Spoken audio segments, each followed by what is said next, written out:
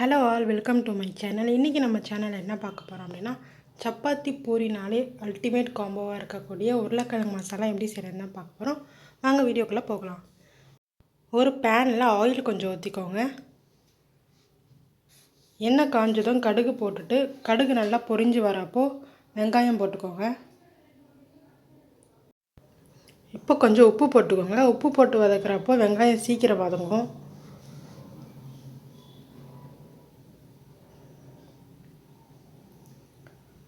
உப்பு போட்டு நல்லா வதக்கி விட்டதுக்கப்புறமா பச்சை மிளகாய் போட்டுக்கோங்க. ஒரு 4லேருந்து 5 போட்டுக்கோங்க. இப்போ தக்காளி கொஞ்சம் போட்டுக்கோங்க. தக்காளி போட்டு நல்லா வதங்கட்டும். இந்த டைமில் கொஞ்சம் மஞ்சத்தூள் போட்டுக்கோங்க.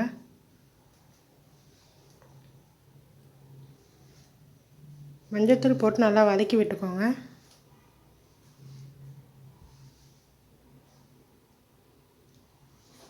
இப்போது வெங்காயம் தக்காளி நல்லா வதங்கிடுச்சு. இந்த டைமில் கொஞ்சம் ரெட் சில்லி பவுடர் போட்டுக்கோங்க. இது ஆப்ஷனல் தான், உங்களுக்கு வேணும்னா போட்டுக்கலாம், இல்லைன்னா ஸ்கிப் பண்ணிவிடுங்க. இப்போ நம்ம மசிச்சு வச்ச உருளைக்கிழங்கு இதில் சேர்த்துக்கலாம்.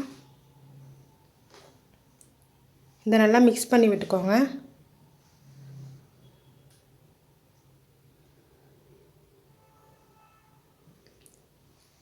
தேவையான அளவு கொஞ்சம் தண்ணி ஊற்றிக்கோங்க. ரொம்ப நிறையா ஊற்றிடாதீங்க, அப்புறம் குழம்பு மாரி ஆகிடும். ஸோ பார்த்து உங்களுக்கு எவ்வளோ வேணுமோ அதுக்கேற்ற மாரி கொஞ்சமாக ஊற்றிக்கோங்க.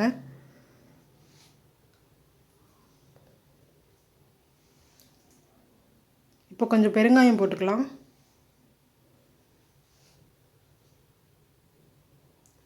பெருங்காயம் போட்டு நல்லா கிளறி விட்டுக்கோங்க.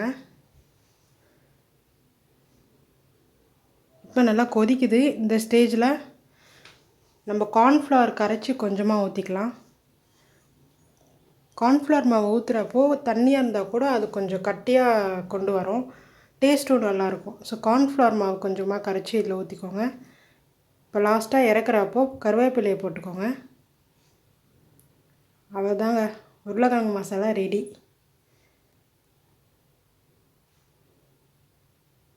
இந்த வீடியோ உங்களுக்கு பிடிச்சிருந்ததுன்னா லைக் பண்ணுங்கள், கமெண்ட் பண்ணுங்கள், ஷேர் பண்ணுங்கள், சப்ஸ்கிரைப் பண்ணுங்கள். பாய்.